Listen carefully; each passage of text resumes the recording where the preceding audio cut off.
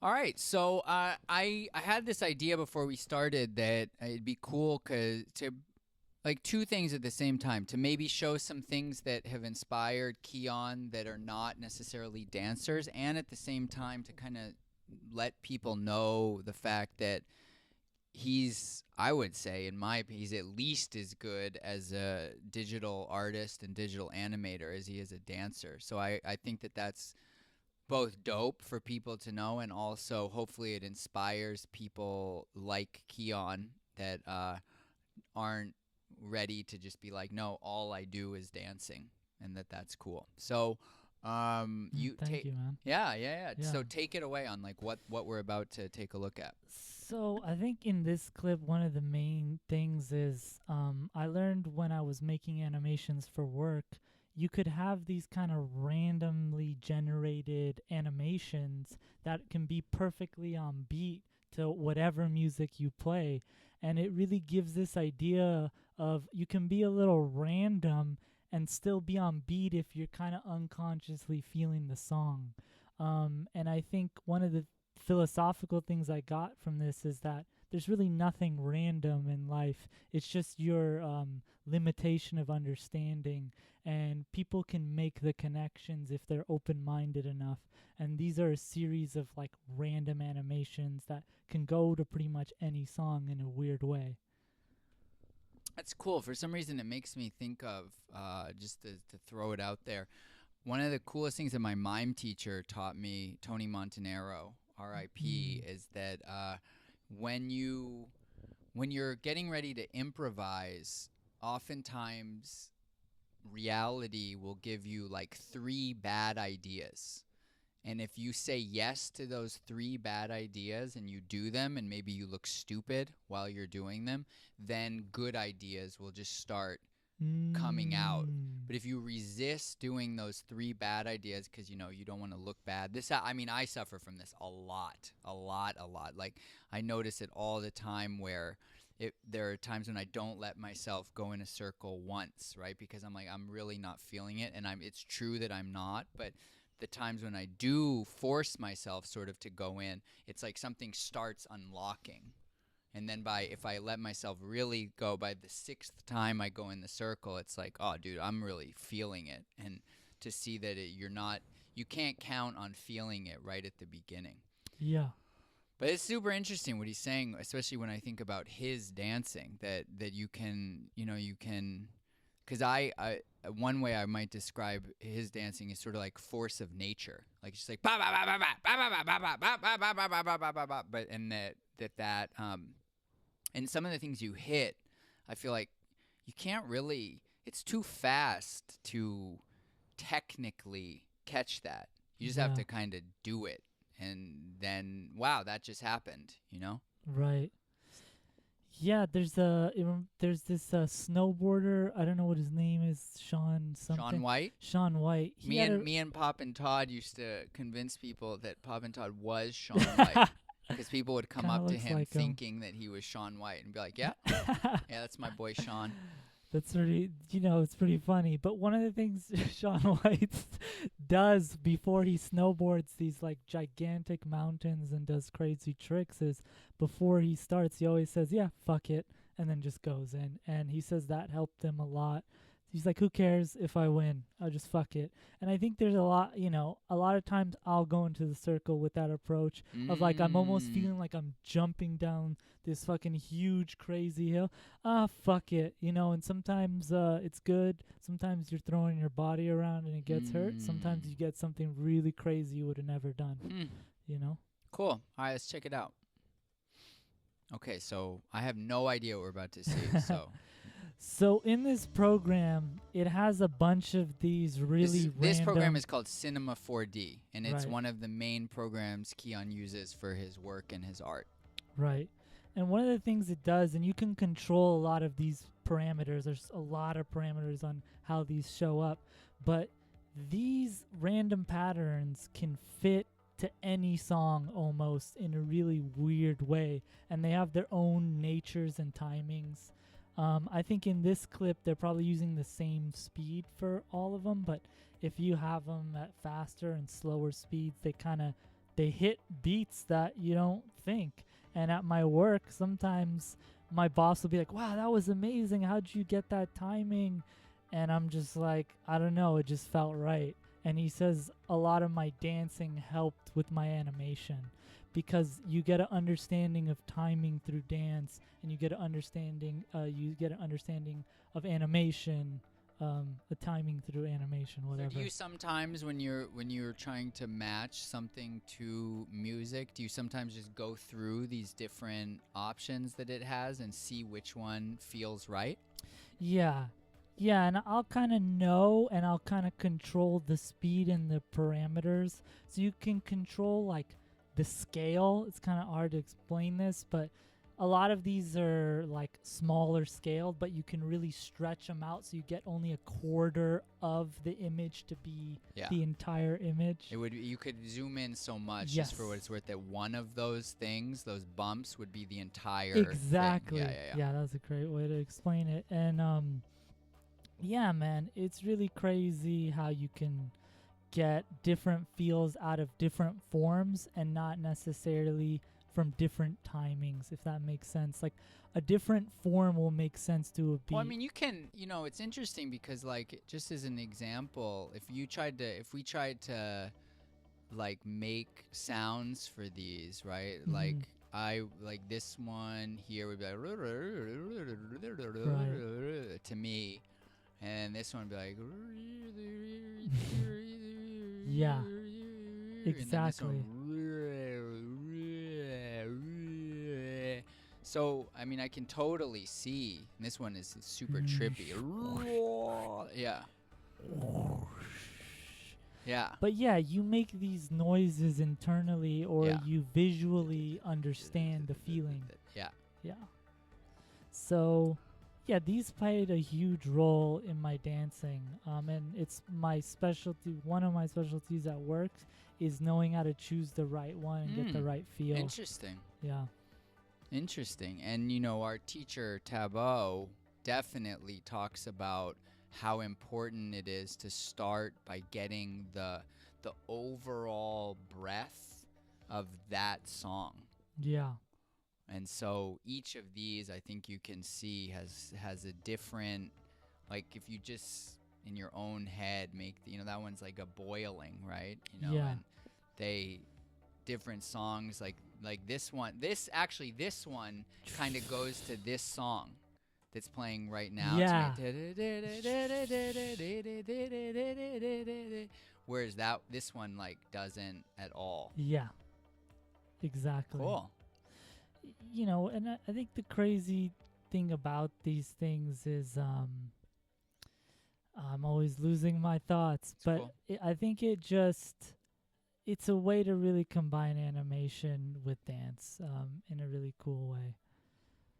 Yeah, and I to go back to what you said at the beginning, to see that like it's very easy, especially in a dance like popping, which is so mental, to get too mental, and to see that like literal randomness can produce the like an effect that mental people are trying to get logically is freeing.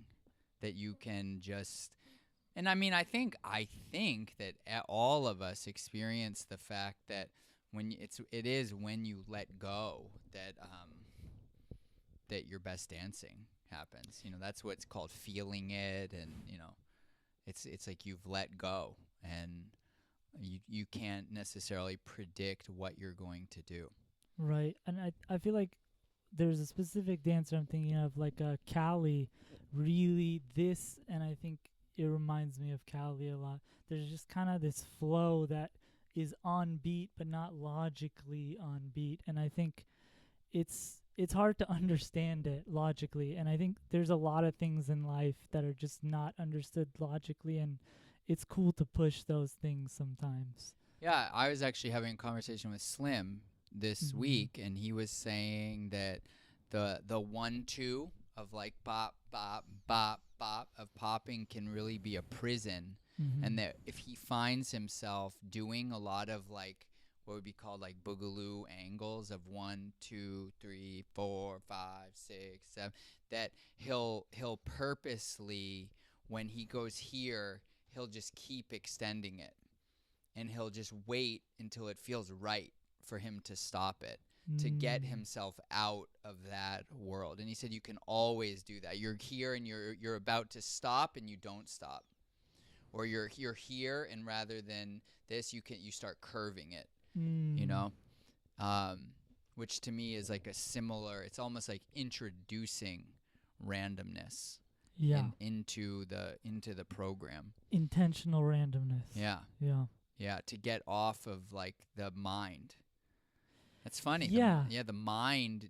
That's interesting because the mind doesn't the mind can't handle randomness. And so if you go random, the mind sort of like drops away. It's like, I don't know what you're doing, man. Yeah. It's breaking patterns. And I think, a lot of times like some of the therapists that I like will kind of intentionally do something random to a patient to break them out of a pattern. And I think in life a lot of times like I'll try to do that to myself. Like if I feel like I'm doing something I don't want to do, like, all right, let's just break. Let's just do something random to get it out. Get out of it. Yeah, and I know that one of the most common advice if people are burnt out is like go travel somewhere. Yes. Break the pattern. That helps so much. It's crazy. Interesting. And I also know that in this transformational workshop I did called WorldWorks, there was a lot of that. I would say that like 60% of it was like they build you up to be expecting this one thing, and then they do something completely different, and you're like, and it shakes you up, and all of a sudden you get like super vulnerable, basically, because you literally don't know what to expect. Wow. Yeah, humor works a lot like that. Comedians, that's a common comedian technique, is they'll just have a surprise ending and whatever. Right. Norm Macdonald. Wow. And then Mitch Hedberg will do it in a sentence. At the end of the sentence is his surprise ending. So I'm a big fan of that. Even when I watch certain shows, I like some of the weird randomness, absurdity. Paul Thomas Anderson and I think Magnolia, where the frogs. And in Punch Drunk Love. The piano and shit coming out of the sky. Yeah. It's an intentional and very powerful technique that very little people use. I think. Wow, I love that you went. Magnolia is probably my favorite movie of all time. Sick. Wow. So, what would you, if you do, what advice would you give people as like a way to do this? Who like don't even totally, maybe they don't even speak English super well, like they're only kind of grasping. Right. Is there anything you can think of? I mean, for me, it's very natural, and I think it's just like do something I want to do right now is how I approach it. And it's just, I don't know, it's a very key, powerful thing in my life, and it gets very misunderstood, of being crazy. But like I said, a lot of crazy people are not crazy. They're just misunderstood, and people don't take the time and the patience to know why they're doing what they're doing. And it's not really random. But I'd say, I'm dancing around it. The way to do it is to let go and to stop caring about everything and just do what you want to do at that moment. And that's actually random, oddly enough. It comes off random. Like if I want to like do a weird thing, like, go like this out of nowhere and it feels right, then why not do it? Yeah, totally. And then speaking from experience, if and when you do let yourself do that, it is like something breaks open. It's like you've given yourself permission to do whatever, and then when I picture myself doing that, all of a sudden I feel like a lot of my personality starts coming out, like charisma and things. Like, whoa, this guy doesn't care. He's just like enjoying himself. And then I definitely think in my experience as a performer, the thing that people love watching the most of anything is someone enjoying themselves. Mhm. And if you add skill on top of someone enjoying themselves, then it's just like I feel like Salah is a really great example of that part of it, of the Yeah. joy part, combined with the skill and why he's gotten to the places that he has. Yeah, man. And a lot of the way, you think about how people think and the thoughts that come in their head, they're random. You get random thoughts about random things and you feel relaxed, happy, and it goes through a whole roller coaster. And if you let the kind of like clouds of emotion pass smoothly, you can really calm yourself down and choose which thoughts to entertain and which to not. And I think sometimes like I get excited about a thought and I instantly want to act it out, and I think it's picking the thoughts you're excited about and acting out would be the like very technical way to do this. Yeah, and You know? and then while you were saying that, it made me think part of the like I'm picturing like being in a circle with like Kid Boogie and Mhm. Slim and Tabo and just like these people that I'm like, please think I'm good, please think I'm good. Right. And with that move you just did, like if I just feel like that this is what I feel Yeah. like right now. Yeah. I feel like when I've allowed myself to do things like that, all of a sudden it one of the, again trying to make it logical, Right. is wow, I already looked stupid. Like I Right. already felt I'm already at zero, so it Right. hardly matters anymore. And then when it hardly matters, now my body is loose and I can do whatever. And then all of a sudden there's this like, oh shit, like where's that coming from? Right. But it's so funny the like the just like struggle of just letting yourself be yourself Right. in front of other people. Yeah, it reminds me of, I think Kendrick Lamar said that, homeless people are actually a lot more smarter than we give them credit. You just kind of don't understand. They even may be very spiritually connected, but we don't really get what they're saying and where they're coming from. And I think a lot of what they do comes off crazy. And I think randomness always comes off crazy. And I think in the way we can deepen our understanding and be open to allow people to be a little crazy, it's such a great thing. There's so many artists that I could name that are fucking crazy, but it's awesome. And it makes their art so much better, especially from a visual perspective, I'm sure, and others too. Yeah, and on a related note, I remember talking to Brian Greene recently and him saying that when you can only let go like X amount. You can't let go 100 because all the dancers that let go 100 go crazy. And they That's can't. really They no interesting. longer can function in this like bam, bam, bam, bam, bam, bam. Oh, nice to see you. They can't do it anymore, and they go into sort of like the fringes and margins of society. So like learning to dance with that of sort of like the proper amount to go crazy is, I actually, you know what? That's actually a core, that may be the core quest of my life, is Wow. where is the actual like society. I mean, one day I'll go, I don't think it's the time, but one day I'll go on a long version of this story. Mm-hmm. But I realized one day, this is in 2015, that society tells you that the box is this big, and if you go outside of this box, you'll be in jail Right. or Right. homeless or whatever. Right. And they're actually completely lying to you. And what this box is, this is the box where you're not bothering anybody. Yes. Nobody cares. No one has anything bad to say. He was such a nice person. Da da da da da. And that the goal really is all the interesting things happen between here and here.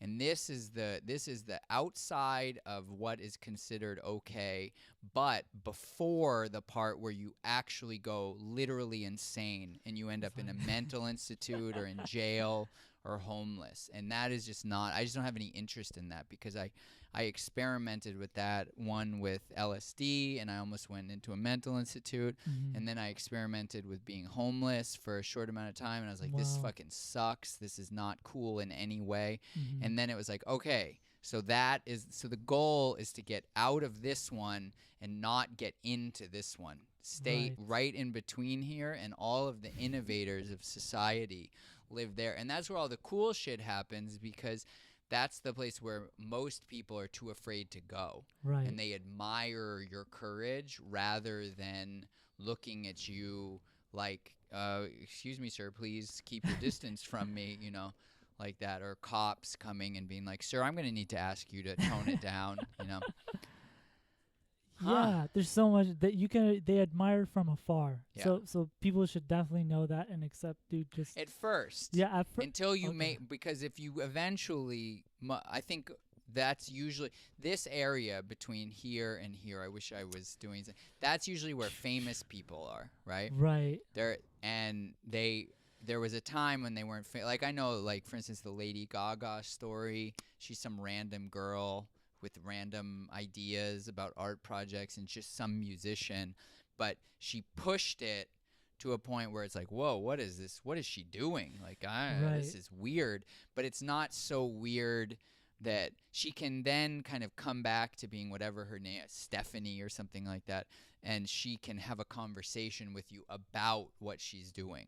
I'm choosing to introduce craziness or randomness into my life and my art as a way to wake people up or something like that. And then they're like, oh, that's very interesting. You know, and then you get a meeting, and then you're famous, and, you know, people, then they don't admire from a distance. Then they admire up close. But I totally agree with what you're saying, that you have to be willing to go through a point where people either are admiring from afar and you're just not getting any recognition, or they're actually trying to stay in their safe zone with their other friends that are too scared to do what you're doing, and so you'll actually get negative reaction because they actually like it, but it's not cool yet to like it, and so they stick with the people that are like thinking that way. Right, and over time, you know, they also get better at communicating it. As I've gotten older, I've done much better job explaining, you know, what I'm doing, and that takes time too. It takes time for you to understand it. And I think one really interesting thing is this thing I'm wearing. It's a mythical thing in you know, old Persian culture, and this bird is famous for always flying above the sky and never landing. And it's really kind of, I think, a metaphor for me, and what we're talking about is there's some people who are always kind of flying above Earth, and the bird gives good fortune to the shadow that it touches, and it's kind of like being idealist and being comfortable up here, and you know, having good feeling about, you know, your shadow hitting others. And it's something in my life I always do a lot. I tend to be not so realistic and on Earth the same way this bird it literally never touches the earth. And if you killed this bird, the person would die in like 40 days. And it is kind of like, I'm not necessarily speaking about myself, but maybe when you kill that bird, you're really killing a very important benevolent force. And it was known to being a very benevolent mythical bird, kind of like the phoenix. Yeah. I think that's a good, like, well said.